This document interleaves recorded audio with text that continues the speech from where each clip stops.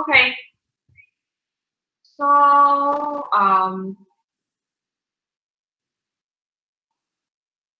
today I will be presenting on this chapter, the last chapter. Uh, how can I develop leaders? Chapter 10. So yeah, no.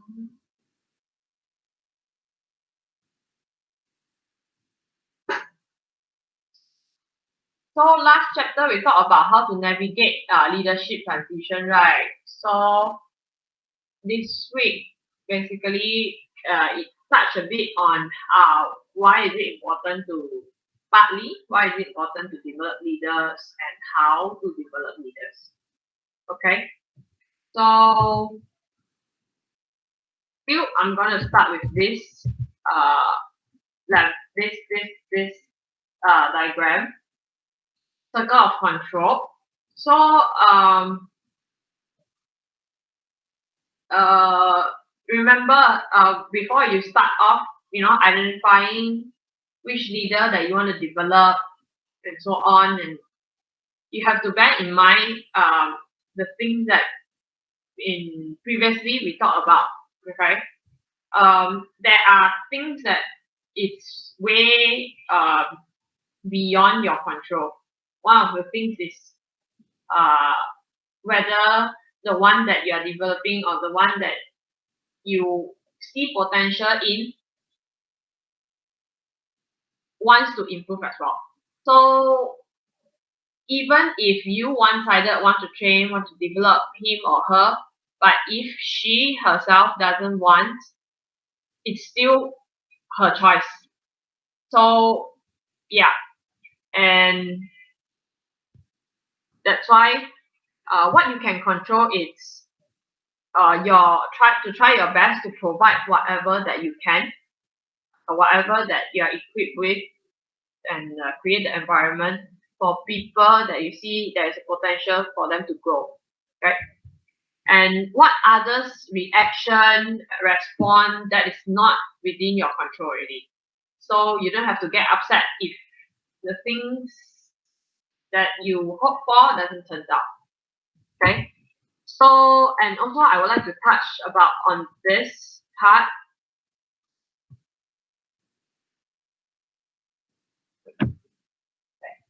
So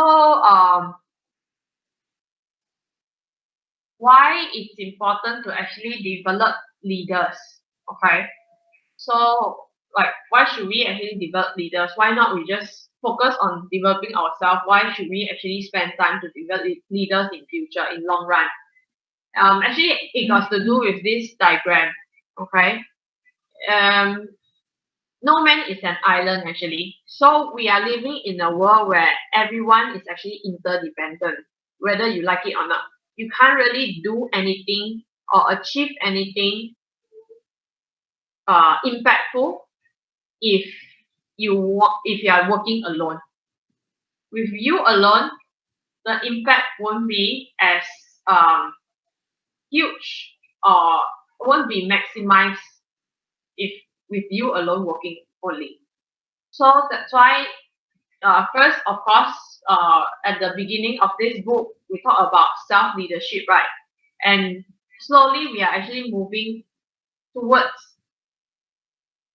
leaders, managing leaders or developing leaders, where I think there is a very famous quote that so always use: everything rise and falls with leaders. So if you alone able to lead yourself well, by right you should be moving towards, you know, being a role model, or go beyond role model to actually develop more people like you, with self-control and someone who actually working towards the same goal, for a better future or more constructive change. So that with that you actually able to attract more like-minded leader, and together you guys able to make a bigger, way more bigger impact to the world. Yeah. So that's why this graph is actually very important. So you can't always stay in the level where you yourself work alone. You don't need anyone, or you don't invest in anyone. Yeah, just like business. Ah, so imagine if you alone just work whole life, eventually it will reach to a point where it's coming to an end in your life. Whether you like it or not, you still have to let go, right? So if you want to let your legacy continue, or you want to continue the impact that you are making, eventually you have to develop someone to take on to continue the impact or the changes that you are making. Okay, so it's unavoidable journey, I would say, if you are looking into making impact in the world. Okay, so having said that, in this book, John C. Maxwell also say your success is more dependent on your ability to identify and attract potential and good leaders.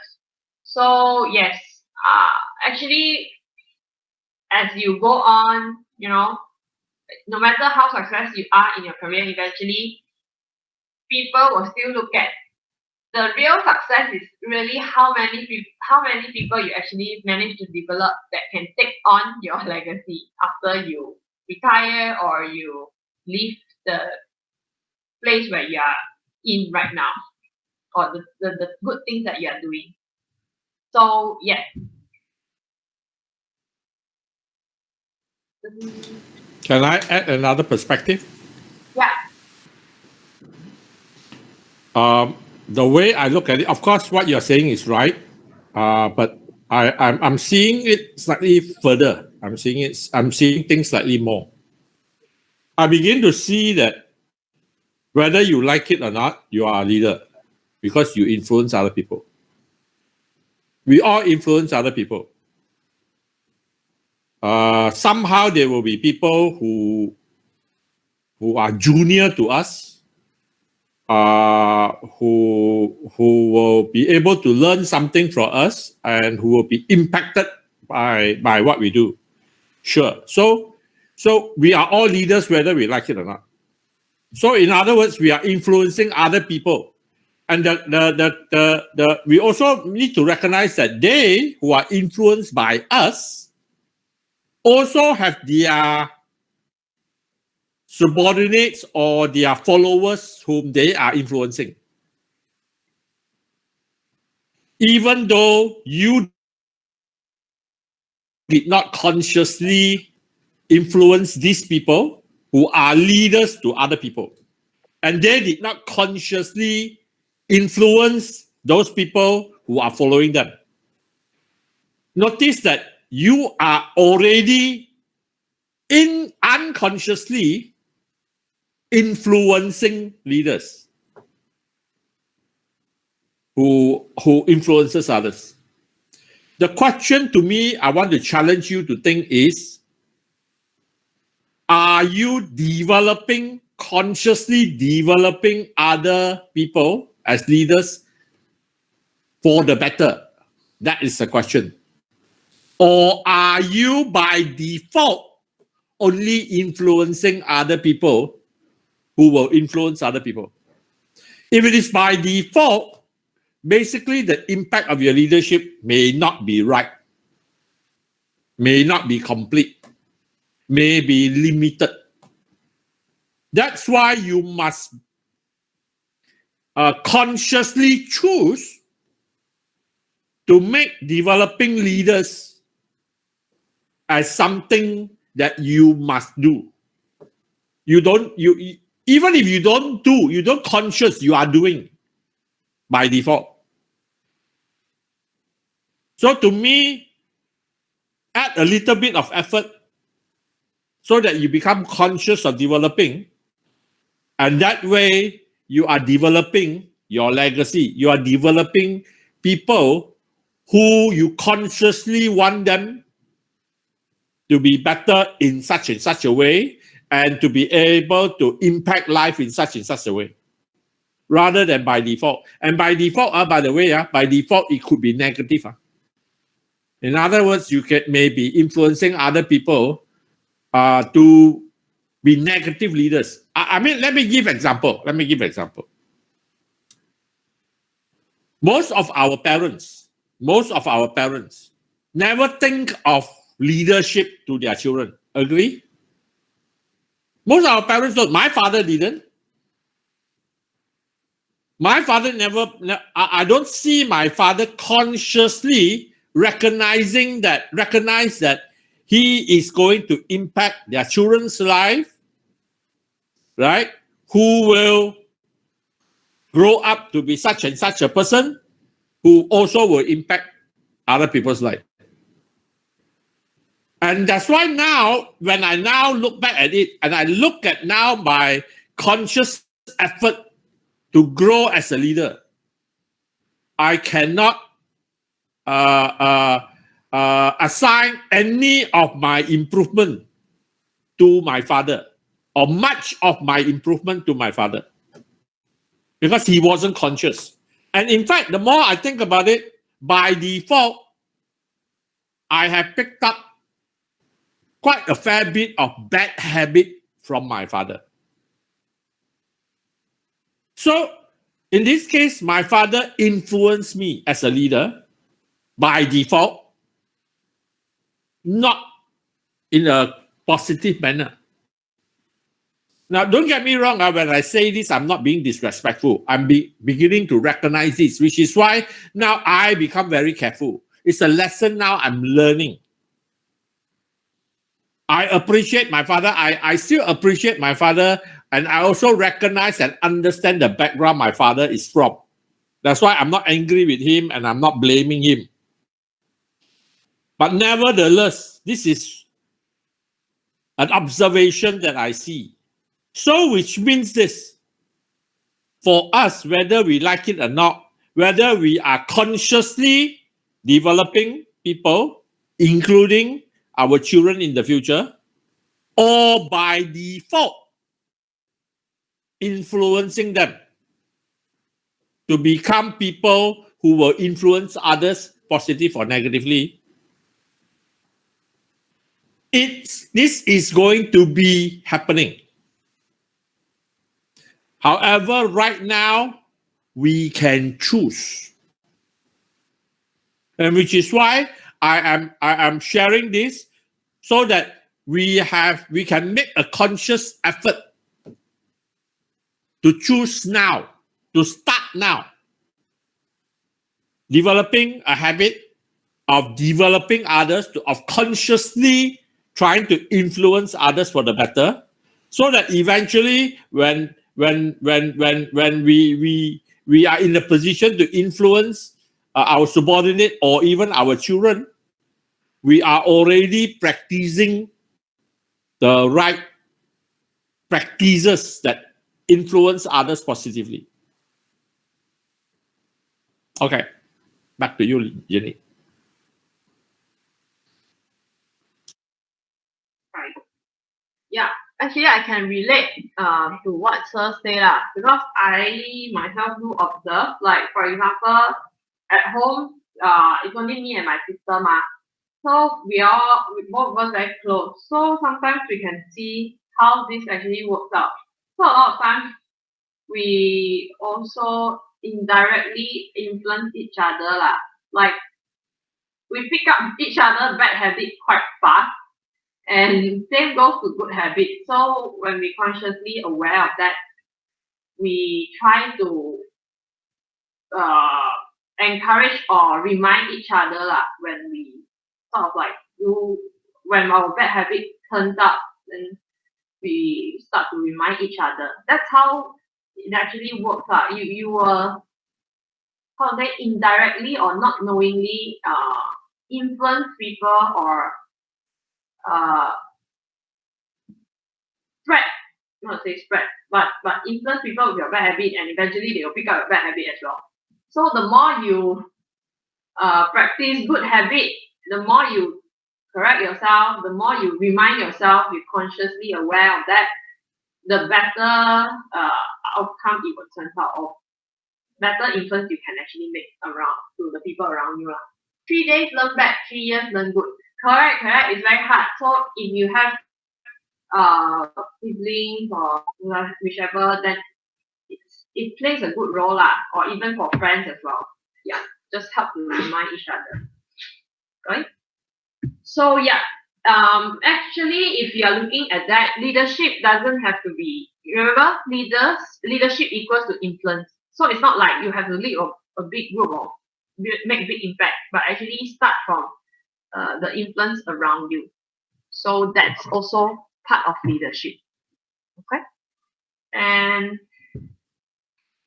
so I'm also going into so I'll be going into like what are the best way that for us to, having said that, it's very important to develop leaders, right? So before we jump into how, first we have to identify the leadership potential in others, like who are the one that we should invest, or whether they have the leadership potential in them. So first we were going to identify that. So these are some of the characteristics. These are some of the characteristics about someone who has leadership potential.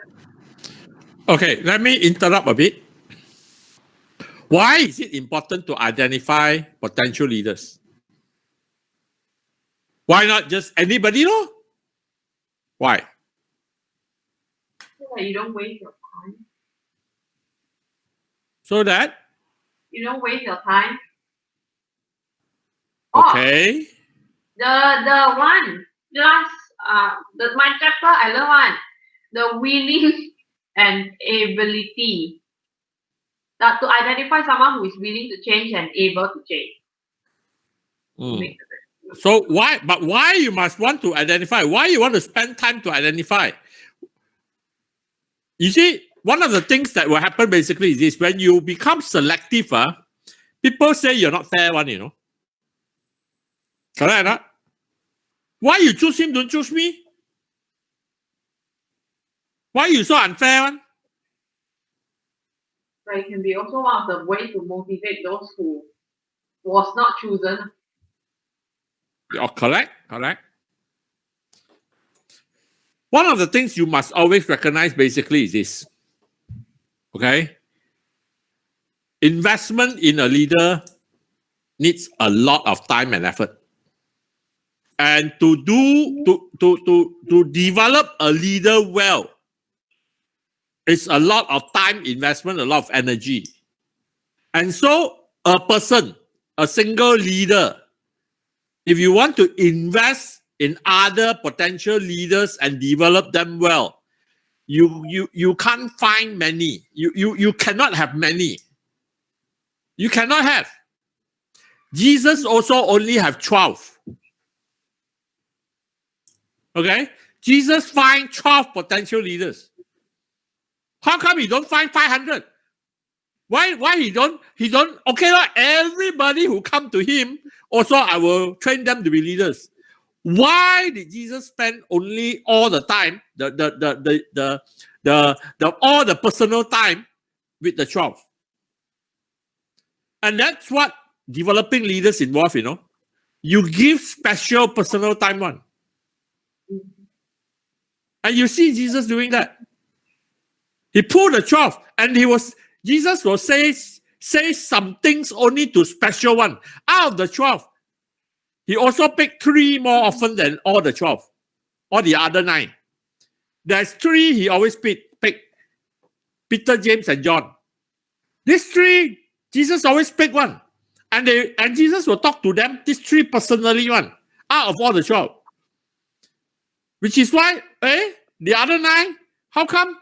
If I'm among them, Jesus, why he didn't pick me? He keep picking Peter, James, and John one.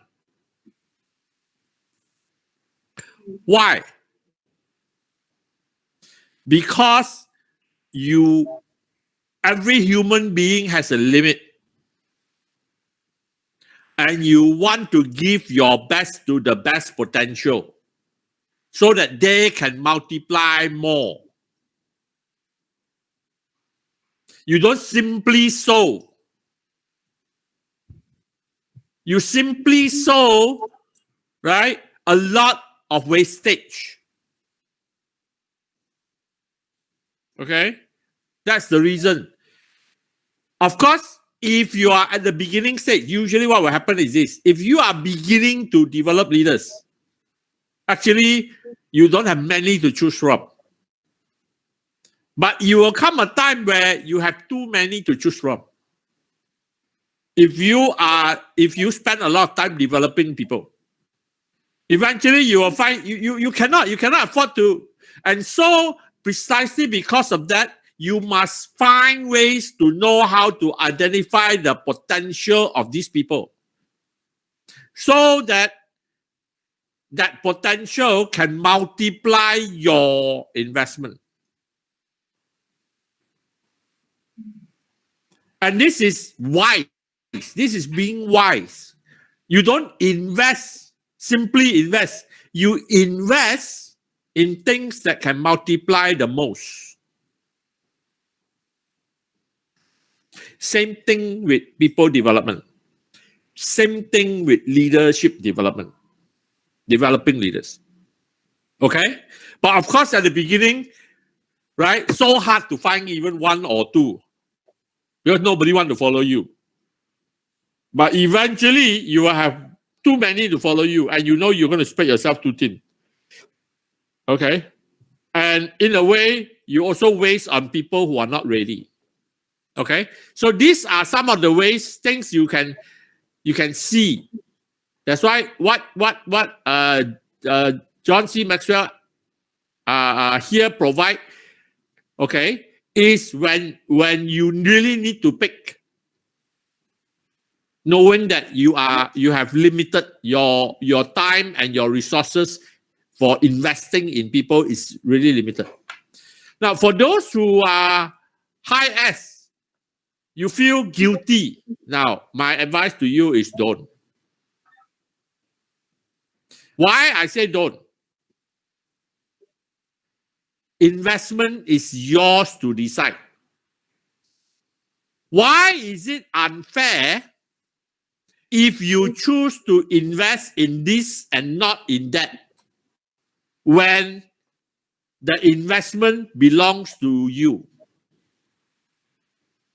No, that's not unfair. Of course, the recipient who receives less feels unfair. But it is every right of the owner to decide how he chooses to invest. There's nothing wrong in deciding to invest on this more than that. There's nothing wrong because it is every right of the owner to do so. So don't fall into the trap that you must be fair to invest on everybody equally. No, that is foolishness. Okay? Fairness has got nothing to do with how you decide to invest what you own. It's two different. These two is not supposed to come together. Me deciding to how I choose to use my resources, right, has nothing to do with fairness. Fairness only comes if, in the context of entitlement, if the recipient is entitled to it, then it is fair that I give the person what is entitled to the person. But in this case, no, there is no entitlement. It's the owner's choice to decide how he invests his resources. Make sense? Yeah. Okay, that's the reason why this question becomes important. You must know how to identify the potential in leaders so that you know how to invest.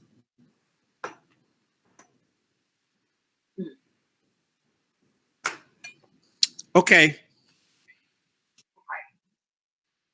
So yeah, maybe at the moment, not many of us actually manage to practice this step, or there are people for us to analyze. But yeah, you can remember and learn first. In future, if you happen to be in that position where you get to choose who you want to develop, yeah, probably these are the people that you can look for. But I think it also helps in right now for you to identify who are the people that you can mix with.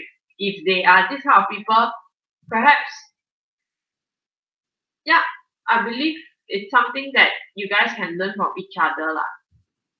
Or these people with this personal trait. Yeah. So first is leaders are capitalists. Capitalists. Yeah. So capitalist means something that causes a change without being changed. So yeah, this is one of the characteristics. So I'm using chemistry to explain that. So like for a chemical reaction to happen, it actually requires that much of energy to to make a turn into a product. But with the help of catalyst, you can actually reduce the activation energy required to get the same result. So basically, what catalysts function is that they are doing work in a more effective way and efficient way. Yeah. So and able to get the same result. And this is what I found. Perhaps someone with catalyst first characteristic. This is what probably some of the action that you can see from them. Like they always ask and listen. They foster innovation. They provide feedbacks, build trust. They want to empower people, encourage development. They are always the one energizing and mobilizing and aligning action with strategy. So yeah, probably these are some of the characteristics, okay, or things that you can observe from leaders who are catalysts. Okay. Second one is leaders are influencer. Okay. So this one I get from the book in the sense that yeah, you can definitely leadership equals to influence, right? So where does the influence come from? This is what you can observe from their character. Who are they? The relationship, whom they know, like which kind of people that they mix with, knowledge, what do they know, then things you can learn from them, and communication, how they connect, passion, what they feel and experience, what they are being in past success, what they have done, ability, and what they can do. So, like just like cooking, these are actually the recipe to cook to make someone become a good leader. So,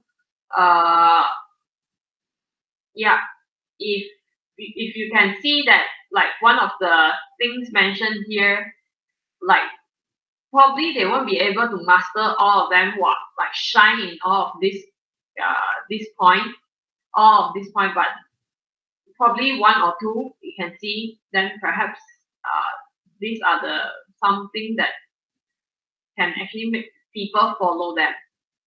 Yeah, like some people probably they are very passionate in what they are doing. They always see things that people don't see, the opportunity, but probably they are lacking in the way of how they communicate. Yeah, perhaps this is something that you can step in when you are a leader to help them to enhance certain parts.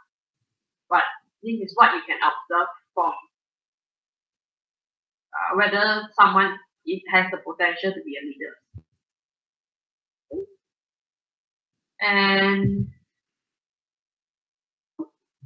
And also, leaders are relationship builder. So just now, as you can see, the previous slide, you can see the last part is actually people follows. That's the ultimate outcome, right? So what is a leader if there is no one following him or her, right? So yes, having said that, if you want people to follow, definitely you have to have a good relationship with people. Okay, so good leaders like people and people like them. Okay, you can't have a leader who people dislike. Yeah, so people dislike, they surely don't want to follow them. Okay, so and next, the fourth one is leaders are gatherers. So this one I'm not sure if you are aware know of this president. Okay, UK president last time. It's called Sir Winston Churchill. Yeah. Oh my God. He's a very charismatic leader. Okay. He's a good communicator, and he actually was chosen to be the president during World War II. You know, it's the toughest time of the history. You know, so where the Germany, is it Nazi? Adolf Hitler is actually hitting all the countries or conquering all the countries, and they are fighting on a losing battle. And that's where this Winston Churchill actually stands up and motivate and ask the people to fight back. Despite the fact that the country around them, the neighboring country around them, are already losing the battle to Adolf Hitler, yet he has the ability to mobilize, to motivate the people to, hold their last strength to actually fight back. And eventually they won the war. So yes, leaders are definitely gatherers, where they gather people, and people want to learn, want to listen to them, people want to follow them, people want to uh, learn from them lah. People want to know them, people want to attract, not just naturally attracted to them. So there's a movie that shares about who he is and how he actually fight the battle. It's not an easy battle. So you guys, if you're free, you can go and watch the movie about him. It's really inspiring. Yeah. So that's one of the traits. And also, leaders are value adder. Wait.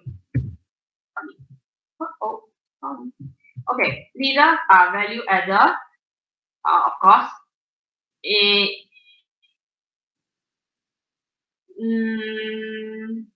Okay, so leaders, basically, having said they are value adder, means that they are the giver. Usually they are the one who willing to give more than take. Okay, taker, what's the difference between giver and taker? Taker usually ask what other people doing for me. Giver will like, what am I doing for others? Taker will take team member as the thing they own. Giver will see team member as the people on loan. Taker will consolidate power for personal gain. Giver share power for the sake of the team. So it's just another illustration of boss and leaders lah. So you can't have someone who you can't have someone you can't have a leader who only prioritize he himself or his own success, his own well-being. You can't have that. Eventually nobody will want to follow. Like, who will want to follow someone who doesn't care about that, right? So yeah, leaders, you can see from the potential in someone, in the sense that they want to add value to someone, they want to contribute, they are more willing to give than take. Yeah, they are always on the lookout for like what they can contribute instead of what they can gain from that. Yep.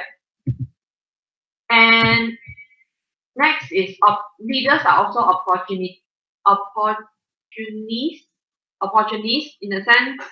They always look for opportunity. So this story, I'm not sure if you have heard before from Sir, but one time there's a company who sent two salesmen to a place in Africa, and one of the salesmen called back and say to sell shoe lah. They sent these two salesmen to sell shoe, and the first salesman called back say, "Oh, Africans don't wear shoe, so there's no opportunity for us to sell shoe there, so don't have to." But the other salesman called back to say, "Nobody wears shoe here. We can dominate the market.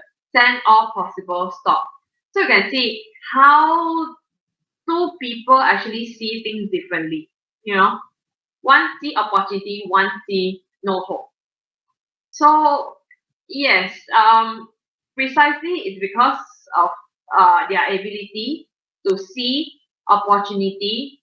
That's why leaders are always ahead of others, because they see opportunities. They see what others don't see. So you can't have someone who stay within the comfort zone to be a leader, because they always stay within whatever they have been practicing, they have been comfortable with. Then how are they going to grow? If the leaders is not growing, why would people want to follow them? So that's why leaders are always on the lookout for opportunity. And also, leaders are finisher. Who would want to follow someone who don't finish her own stuff? So there's a difference between interest and commitment. When you're interested in doing something, you do it when it's convenient. If you are committed to something, you accept no excuse but only results. Yes. Imagine if there's someone leading you, and they always ask you that, hey, persevere, hang on, stay to the end, but they themselves like only 3 minutes passion. They only spend 3 minutes work, then after that they lost interest, then they don't do. Will you follow that kind of people? No, right? So yeah, it's very important for leaders to actually stay true to the word, walk the talk. If they want to influence people, they first have to have some past success on their belt to show that they have been through what others have not been through. Yeah. So of course, it's a part of the process lah. Unless commitment is made, there's only promise and hope, but no plan. So yes, this is one of the most important journey that every leader has to go through, which is to complete the task or a mission or the goal. Okay, well, let it be small or big. You can start with small. You don't have to start with big. But first, you have to commit to finish what you have started.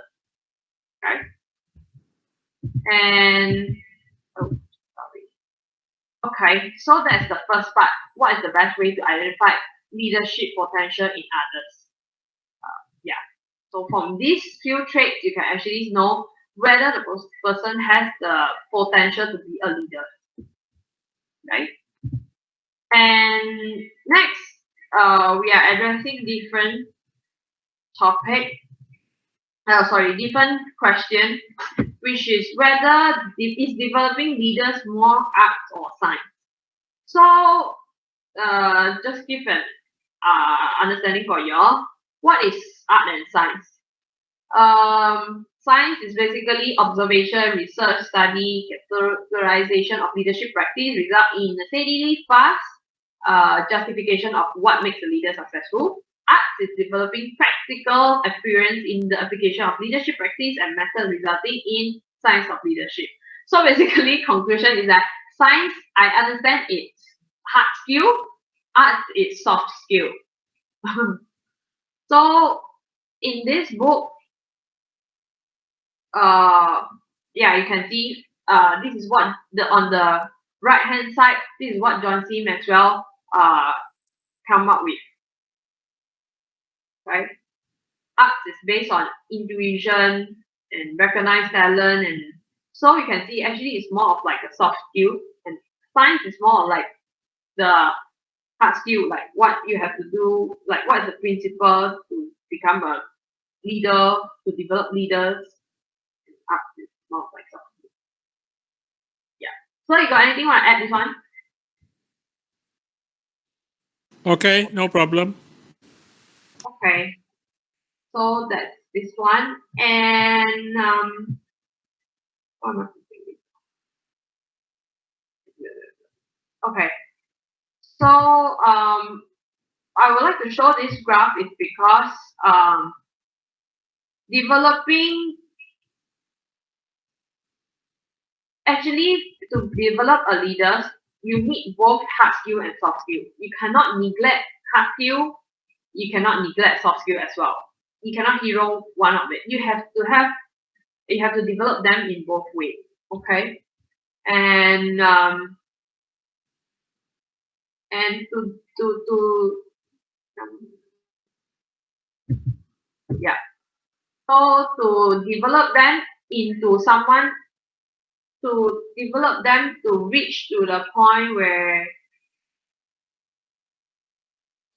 they can okay, I'm going to skip this one. I'll explain. But yeah.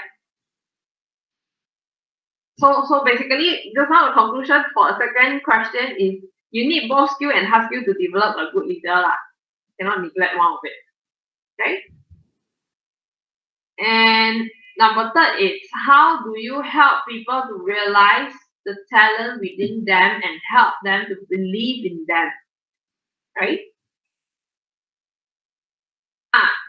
So you remember in chapter 7 I already mentioned before. You can't help someone who doesn't want to help themselves. So same, there are two very important conditions for you to identify whether the person is worth helping or not, whether they can change or not. First, you have to ask this question: can they change? Will they change? Can they change due with ability or effort, whether they can or not? Will is basically attitude.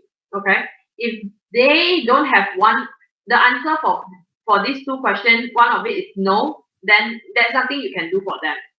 Okay, you can't motivate someone who is unmotivated because it belongs to them.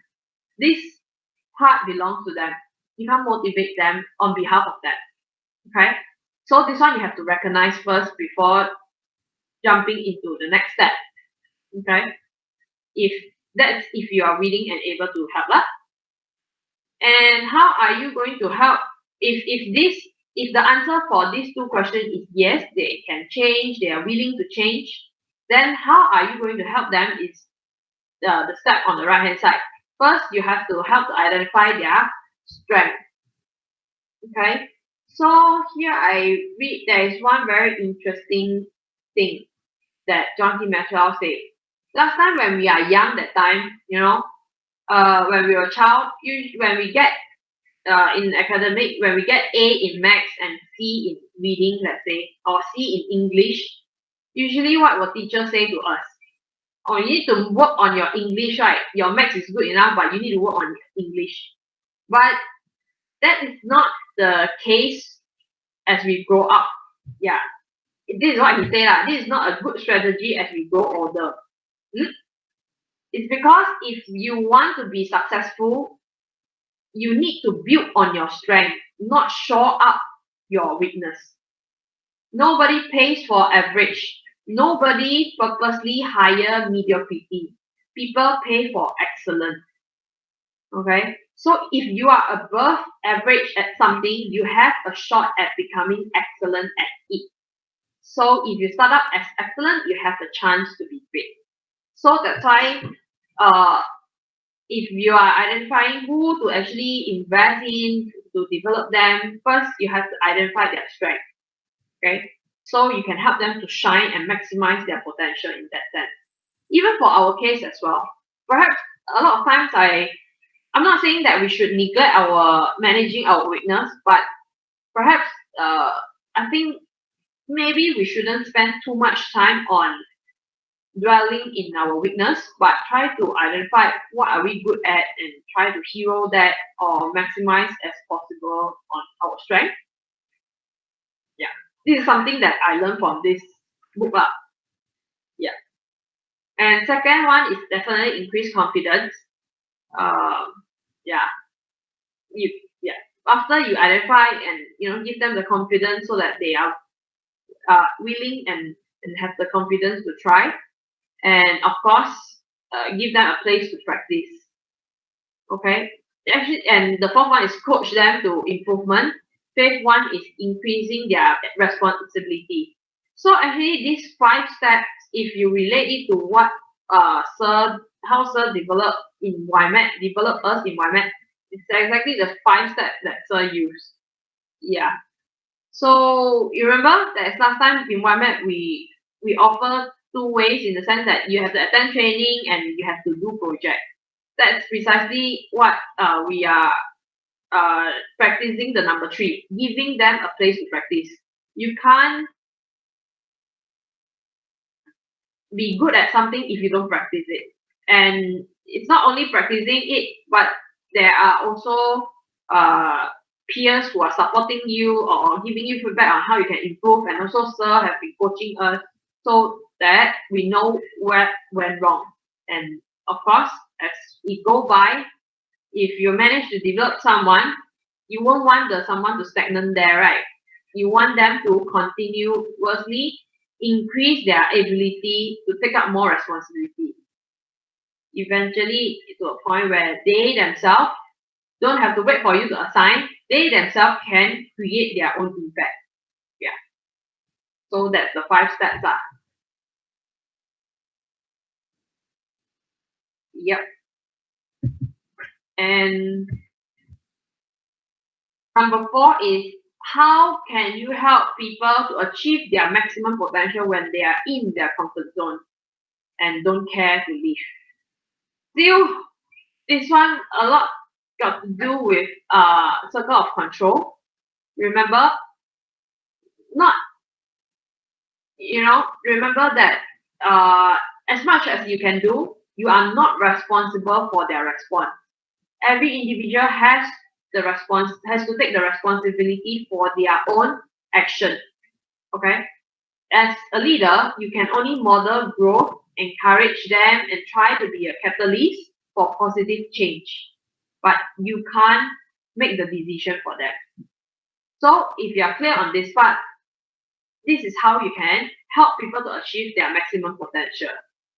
Okay, first, for people like this, usually when they want to stay in that comfort zone, probably they can't really see what the future will lead them to. They can't see the vision, and that's what leaders are for.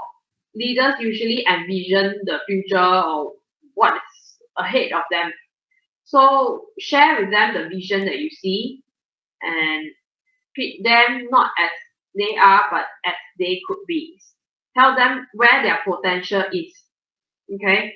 Don't tell them like, oh, so you are right now, you're like that, you're like that.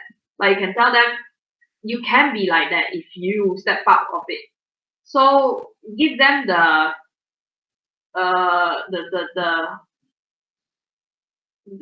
paint the picture for them so that they can see like how far they can go if they're willing to step up and set them up for a win. Set them up for a win is basically building their confidence.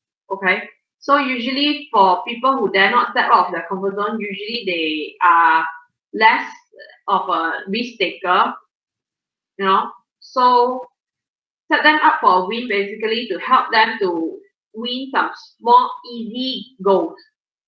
Easy goals, help them to win some easy goals to build up or to boost out their confidence, saying to let them know that actually they can achieve something if they put their heart and mind in it.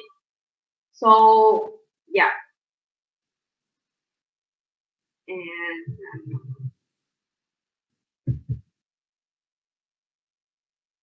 number 5 is basically how you determine how much time to give someone you are developing. Yeah, I think Sir just now mentioned why is it important to identify that, because everyone is limited. You have only 24 hours. You can't be investing everyone. So that's why the times two come in. Okay, times two basically you focus your energy on developing two people only. And from there, the two people multiply and multiply and multiply. It's more effective than you yourself talking to 500 people in one shot, because the 500 people doesn't guarantee anyone will turn up, and your energy spread out to the 500 people also not enough to make them change. But if you are focusing on two people, then that's where you can give the best to them, and from there they will give the best to another two and another two, and that's how build up the framework up. So yeah, this is how you can identify your top 20%. This is what Josie Maxwell say in your life. You can identify, like, build up your support group, someone who you think that can go together for a longer while, where you all share the same vision. And this is the criteria that you have to first identify whether who should be on your top 20 list. First, they have to be someone who is passionate, they are excited, they are always positive about the team, and the vision that you share to them always energize them, and the work they do is they find it fulfilling. Okay, you can't have someone who is not enjoying the whole thing and doesn't really get excited on the vision that you share. You guys won't go far because you are not sharing the same vision. And teachability is also one of the important attitude, in the sense that if someone who is not open to new ideas or not willing to learn, how, I don't know, like, how are you going to go far together? Yeah. And capacity is basically their potential. Is there room for them to improve? Or they possess any talent in the area where you want to develop them, and how far they could go if you were to help them. Okay? How much they can still absorb and improve. Yeah. But I'm curious, is there anyone with limited capacity? I thought everyone has unlimited, not to say unlimited potential, but I believe everyone has their own potential. This is my question, sir. Will there be anyone with limited capacity? Yes, what? Depending on your physical condition. Some people who have impairment. Okay, let's say I have a physical handicap. I sure have physical capacity, Okay. I thought it's more of like the extrinsic knowledge. No, it's not just so much whether just extrinsic, it's everything. Why you limit only to extrinsic? Intrinsic, extrinsic, everything. We all have our own physical limitation. So we cannot say we have unlimited capacity because we are human being. Okay, and not only we are human being. Let's say, for instance, I have energy. The amount of energy that I can have is a limited capacity. The amount of time I can spend, okay, limited capacity. I only have 24 hours a day. Limited capacity. We are in a limited world. We were bound to have limited capacity. Okay? But the limited capacity is ongoing. Yes. It's continuous. Right? So in a sense, the limited capacity do not end. It's not a limited capacity that has an end. The end comes when we die. Finish. It's an ongoing limited capacity. Okay. You can think of it in context of let's say a tube. The diameter of the tube is limited, is fixed, but the length is not. So the length keep going and keep going and keep going, but the diameter of the tube is fixed. So at any one instant in the tube, the capacity is limited. You understand what I'm saying? Yeah. Unlimited capacity means the diameter can also expand. Now that's unlimited capacity. Okay, the diameter also expand. The length of the tube also can keep going endless. So that one is unlimited capacity, 3-dimensional. So in terms of 2-dimension, it is limited, but the length is not limited, or rather is we don't know where is the limit. I wouldn't say it's not limited. It is also limited. Our life is also limited. The question is, where is the limit? I don't know. Correct? I don't know how long I'm going to live. So I don't know where is my limit lah. But I have a limit. So capacity, yes, we all have limit. Precisely because we all have limit, we have to decide who. It goes back to question 1. We have to decide who we want to invest in. If we have unlimited capacity, then different. I don't have to worry. Everybody also do lah. But be precisely because I have limited capacity, then I must be selective to maximize the return of investment. Okay? Okay. Yep. If anyone have any question, you can still post out.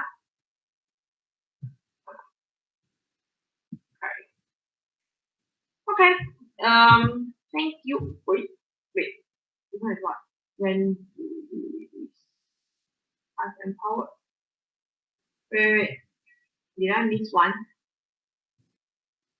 Oh yeah, I missed one, is it? Oh, I missed one. I missed the number 6. Okay. Hold on. I don't want to. Wait. No. Let me share you the book.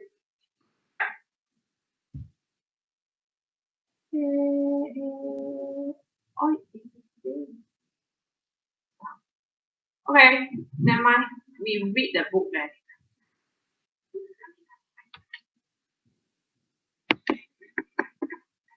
Okay, number 6, I missed out, sorry. So we just read from the book lah. When do you release or give up on people you are leading after you have done what you can help them to grow? So yeah, for this part, a lot of times, like you have been holding on to someone, like you have really invested in them for many years, then suddenly you feel like, hey, how come they are not growing? How come you have given all you can, do what you can, but they are still not improving? So yeah, when is the right time for you to release in that case? So this is when you can identify that these are the points where how come I read before? But this is the time where perhaps you can know that it's time for you to let go. It's when you have given them the chance to change, but they haven't, right? So everyone deserves a second chance, but one second chance is given, that's it. Move on. Don't hold back. Okay? And if they have broken trust, to work together in a team as a team, you can't really work with someone who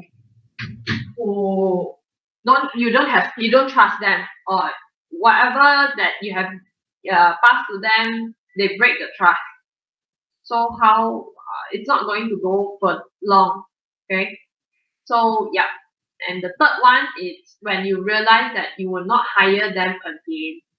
So this is where you evaluate, after evaluate and see if you have another chance where they will come back and you are in the position where you are interviewing them, will you still hire them again? If your answer is no, then it's pretty obvious that you shouldn't hold them longer.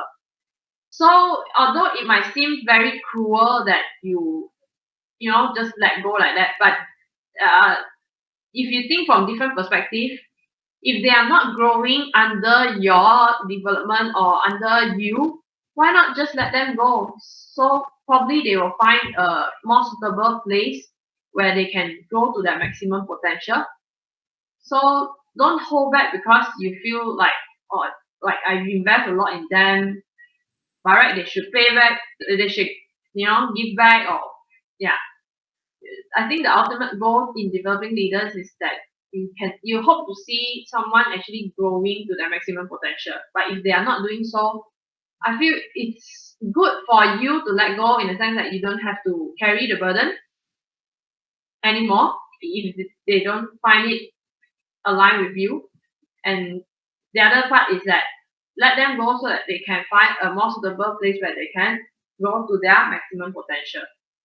Yeah. What? Okay. Hold on. Sounds very weird.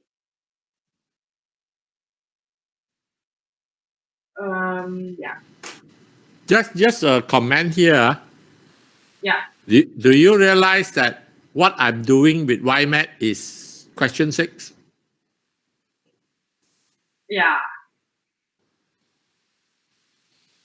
It's something I have to consider. That's why ting. So I'm applying something like question 6. Yeah. Okay. Yeah. Because it's not healthy. It's not healthy to stay stagnant. Mm.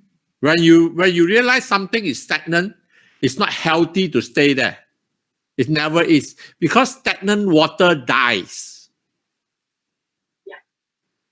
Okay. Yeah. So that's why when you are helping, trying to develop somebody, and then you spend your time already, you invest 1 year, and yet you see not growing. Not growing means what? Stagnant. So stagnant is very tiring, and eventually it will die. So it's not healthy. That's why in stagnant water, right, you have bacteria, but you do not have living things. No living things can live in stagnant water. It has to be moving water. So in the same thing, right? Yeah. So you have to let them go, so that they can flow away to somewhere else, and find life. Okay. Yeah. So that's the idea. Same thing with what I forced to do in YMAT. Okay. Yeah. Okay. So that's for number 6, and 7 is if you have this problem, I've empowered others to lead and come back, only to find them without progress and back to doing the things or the old way. What should I do differently? So, okay, for this part, basically, we have just like the earlier on, like I mentioned, it's not within your control whether people change or not, right? So you can just do whatever you can, provide the environment, and the choice is still in them. All you can do is create the positive environment that encourage growth and change. Okay, this is a very key basic principle, And if the people in your organization aren't growing and you have yet to create an environment that promotes growth, yeah, this is what you can do. Okay, first, treat the high achiever as partner rather than employees. Stay ahead of your strongest player. And okay, for the first one, treat higher achiever as partner rather than employees, basically so that they can feel the sense of ownership. Okay, instead of they themselves feel like they are just working for you, include them as a partner so that together they feel the sense of ownership in the dream or the goals that you are moving towards or you guys are achieving. So they can grow more, okay? Because they know that they are also part of this team or the future, part of the success in future. And second, stay ahead of your strongest player. Yeah, if you want to motivate someone or empower someone, but you yourself are lagging behind, how are you going to influence people? So yeah, it's very key for you to always stay ahead of your team, your strongest player lah. Then the rest will eventually want to look up to you and yeah, learn more and move forward from there. Okay. And third is reward achiever financially. Okay. So even though we say money shouldn't be the driving power, but in this realistic world, you can't just say that you want to dream of something or achieve the dream, but there's no reward in financially. Eventually, people or focus will spend on sustaining themselves rather than focusing on achieving the goal. Okay, it's a realistic world. You still need the finance to come to sustain yourself in order for you to achieve. But it doesn't mean that you focus or you put money as your main goal. That's a different thing. Okay. So here what Johnson Maxwell is trying to say is that he never want finance to be the distraction or thorn in his people's side. But if they are paid well, they can focus on the things that really matters. Okay. So take it this reward financially as a statement of their of the appreciation to them. Okay. And fourth is invest in achievers relationally. So like I say, building leaders take time and also investment. Okay. So it's very important for you to spend time and also building the relationship with those who achieve things. Okay. So give them one-to-one time, access to you as a leader to build the development relationship. Okay. So that they feel the desire and they feel engaged in this development, not like normal other people or trainees. They feel like you are really valuing them and want to add value to them. Eventually, they will, yeah, they will also want to learn because yeah, from your time and everything, yeah, it will motivate them lah, or give them the sense of encouragement to move on. And fifth is to stretch high achievers continuously. So yeah, don't let your high achievers stay at the level of mediocrity. Keep pushing them. For those high achiever, usually they are constantly look out for opportunity to learn new things, to explore new things, to new improvement. So if you as a leader are always staying in your comfort zone, don't want to take risks, don't want to try new things, eventually it will board out your high achiever. So eventually they will leave you and they will search for better opportunity or more opportunity lah. So it's very important for leaders to always stretch the high achiever continuously so that they are always constantly being challenged and they are always pushing to their best to learn new things, to move to new heights. Yeah. Okay. So that's it. And number 8, how can we overcome disappointment when we invest a lot of time, money, work, and heart into our upcoming leaders, and they leave? So in this part, I think this is also part of the process lah. You can't really, in your lifetime where you develop leaders, you can't really say that you want everyone to stay. Yeah, in the sense that it's a natural process for people to come and go. Okay. So what John C. Maxwell say is loss is the beginning of wisdom.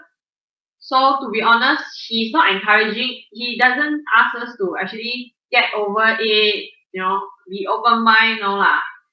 He said we can be honest towards our feeling. Okay, if you are disappointed, let yourself feel it. And what you can do instead of dwelling in that, what you can do is basically gain wisdom from that. So how you can learn to hold or make your leaders stay. Okay, so and this is how you can make your leaders stay lah. This is what you can do, but still the choices are in others people's hand. So you just can try your best.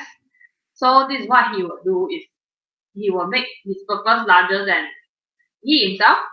So the purpose doesn't only serve him, but serves the whole team. The whole team share the same purpose, see the vision, how does it lead to, and the impact they can make. Okay, imagine if you are only setting the goal as something that is only benefit to you, that will only benefit to you. Do you think your follower will willing to stay and follow you, man? Why am I spending my whole life, achieving your purpose? So if you can make the purpose larger in the sense that the rest are also seeing the bigger picture and they are also seeing that they are part of the change, then that's where they would want to follow, they will want to contribute. And the third is give your leaders every opportunity to work for significant, not just success. So eventually, if you remember the 5 level of leadership, success is basically the level 3, if not mistaken. Significant is the level 5. So if you just focus on the level 3, eventually there's a cap. So when you reach there, then what else? So if they are going for significant, the impact, the return of investment is definitely way, way, way more fulfilling, and it can last for a lifetime. So ask them to also see the meaning behind instead of just chasing for a limited on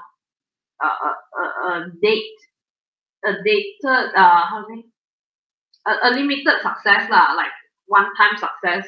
No, don't limit to one-time success. Work for larger meaning or bigger meaning or bigger impact. Okay.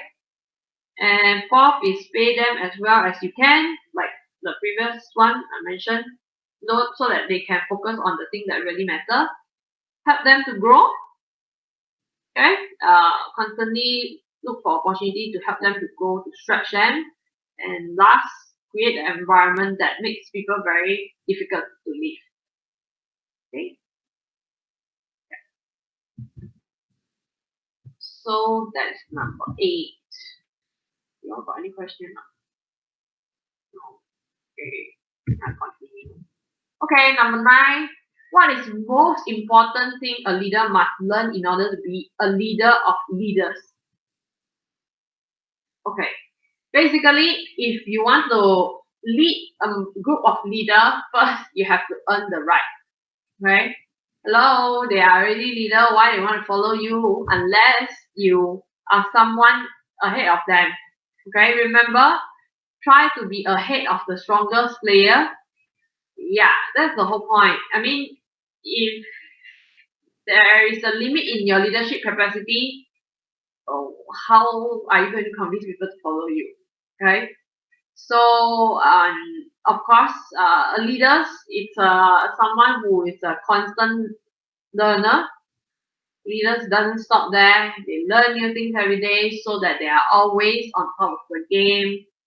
And but however, having said that, doesn't mean that you keep you always have to keep your ego checked. Okay, it's not like you want to be the best and you look down on others or you want to compete with others. No, you want to be the best, or you want to constantly growing so that you can continuously benefiting others and improving others. Yes, or those who are following you. Okay, so remember, even if you are on top of your game, you have to always be ready to serve, be ready to share with others what you are good at. Even that's the whole point, right? If not, then what's the whole point of you getting on top of the game? Eventually, you still have to retire, or you have to, yeah, you have to get back down one day. So imagine if you can continue whatever your impact by passing down to your follower. Won't that be better than you alone winning the whole thing, right? So yeah, okay, that's number 9. And number 10, is basically how do you move people into your inner circle. So like I said at the beginning of the chapter, you can't do, or you can't, if you are looking at making larger impact or achieving uh, a bigger purpose than your purpose, you can't do it all by yourself. You need a team of people. That's where we say as an inner circle. You need to surround yourself with people who love who you are, possess the ability to add value to you, and have the sense of loyalty to you and a desire to help you achieve your purpose. And you in return need to help them to achieve theirs.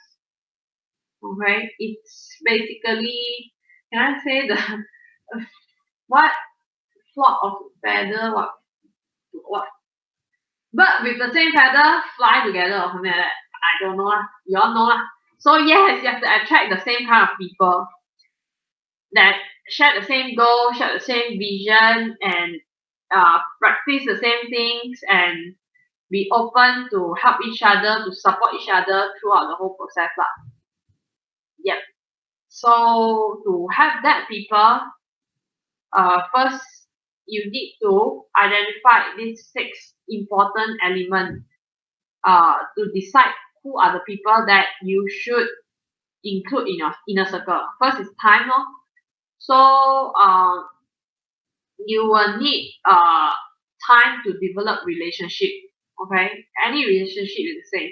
It's not like you meet one day, then I think we can chit chat, then okay no I mean, it takes time to build relationship, to understand each other, whether you are aligned on the goal that you all are seeing, the vision that you all seeing. It takes time to understand each other. So yes. And second is trust. How can you work together in team for long run if you don't trust him or her? So yes, and it got to do very much with one person's character. Okay, so whether you trust him or not, whether he's trustworthy or not, right? So yeah, and experience in the sense that you definitely want someone who is with experience that can actually help you to grow as well. You can't be bringing someone who, I mean, we are saying it's an inner circle, it's like how Jesus developed the disciple, right? Yeah, probably it's a different level, but yeah, you can't be pulling someone in who is still new and still learning, because basically when you develop this inner circle is going to help you to learn as well, to move forward as well. So if they are still at the beginning stage, the exploration part, probably it's a bit difficult to include. But I think that one is this. Okay, I'll continue first. Number 4 is success. Someone with success on their belt. Actually, these 6 points are what John C. Maxwell it's his own, how to say, recipe, or his own consideration when he include people to be in his inner circle. Okay, you have to imagine he's like a leaders of leaders already, yeah. So that's where he formed his inner circle. He can't be including everyone in there. So that's his filtration or his consideration before inviting people to be in his inner circle. But of course, various people can be different. But yeah, this is as a reference for you all. And success, okay? To him, success is very important, okay? Someone who has already past record of success, so that can come in to help him to build more leaders. And compatibility, that one is very important. Uh, the importance of you getting along with one another, okay? Whether sometimes you all just click, immediately when you all talk, you all just click, you all know that we can get along, we are the right kind of person. Capacity, basically is to, yeah, how fast is the person able to catch up to cope with what the team is moving forward. Yeah, you can't be, help, you won't have time when you're building, you are making impact, or you are achieving certain goal. You can't be waiting for someone who's lagging behind, right? You can't be always pulling them. So they themselves have to able to catch up as well. Okay. So this 6 criteria or element is actually what John C. Maxwell his scope lah. But of course, different people might have different lah. Maybe y'all can share. Maybe do y'all have any other thing that for this part y'all would like to add, or y'all will consider? Imagine if there's one day you are about to develop your own inner circle. What is the thing that you will consider?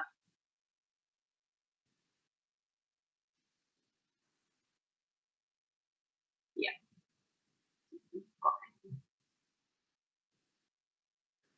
Yeah.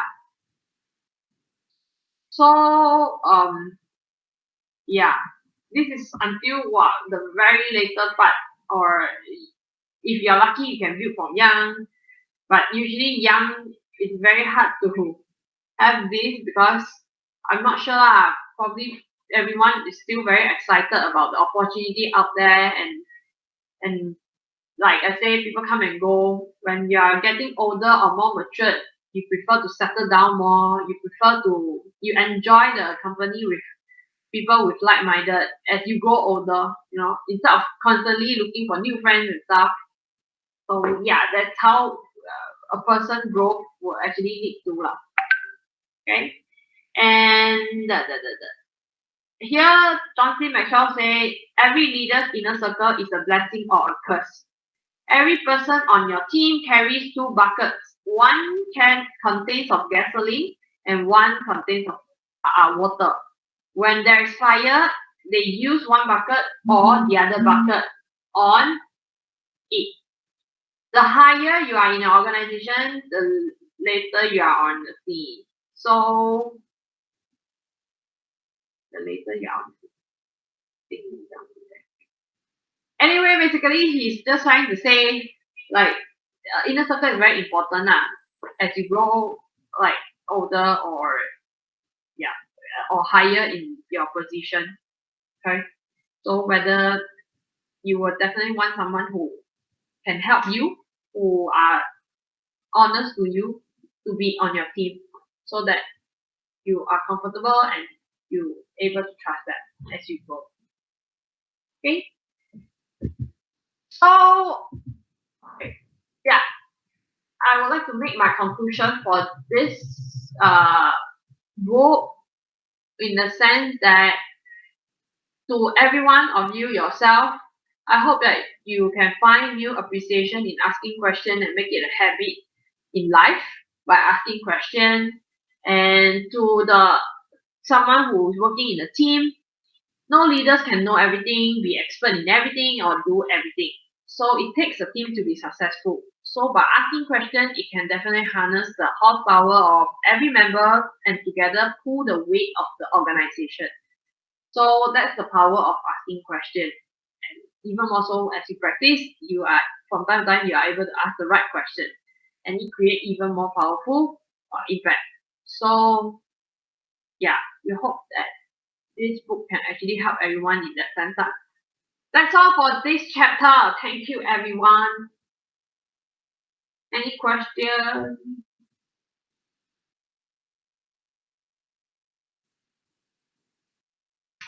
That's all. And yeah.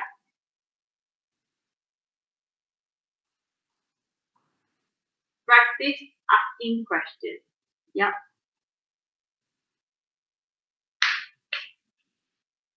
Need to think a bit.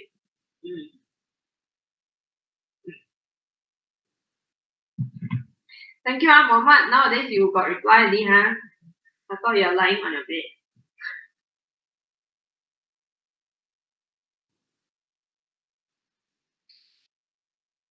Okay. If no question, then I drag my keyboard with me now. Yeah. So you have to kena one time, then you know. No lah. Yeah. If no question, then we'll call it a day already, oh.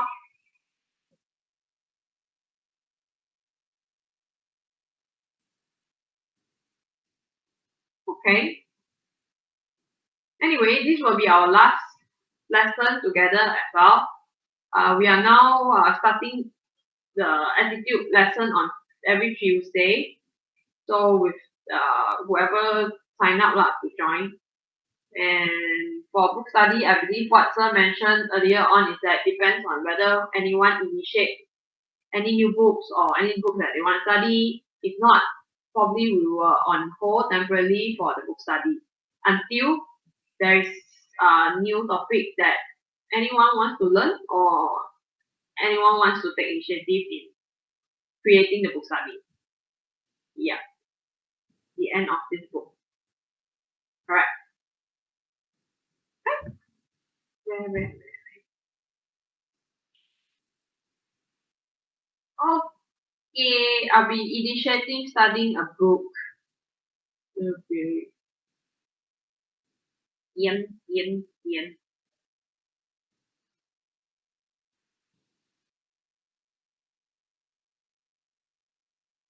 Okay lah.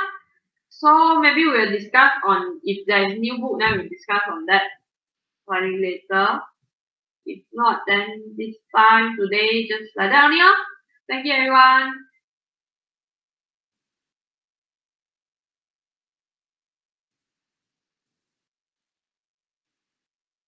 You want to share now or what?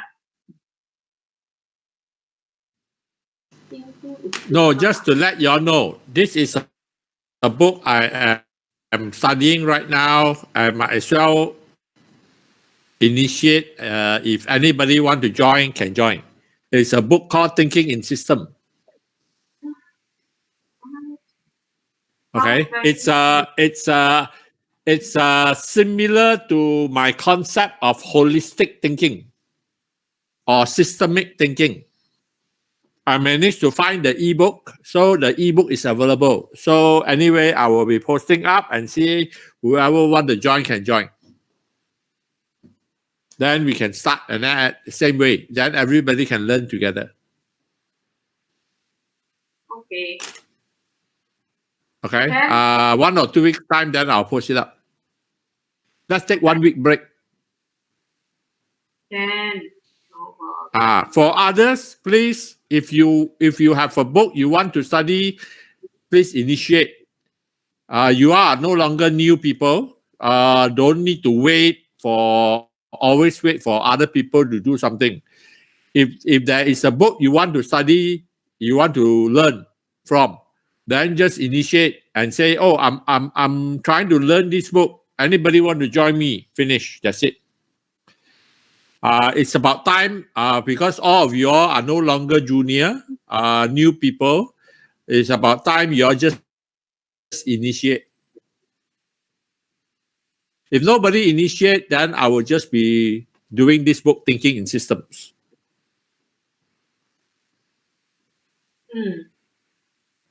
Right. Okay. Then Thank you, sir. If anybody don't know what book to study, they want to study. If anybody are interested to study but don't know what book to study, you just ask me. Okay? Remember the title of this book, Good Leader Ask Great Question. Ask me about what books you can study. Then I have a whole long list of potential books you can study. Okay, that's it. Okay. Okay. If that nobody got any question, then that's it lah. Stay tuned for the update.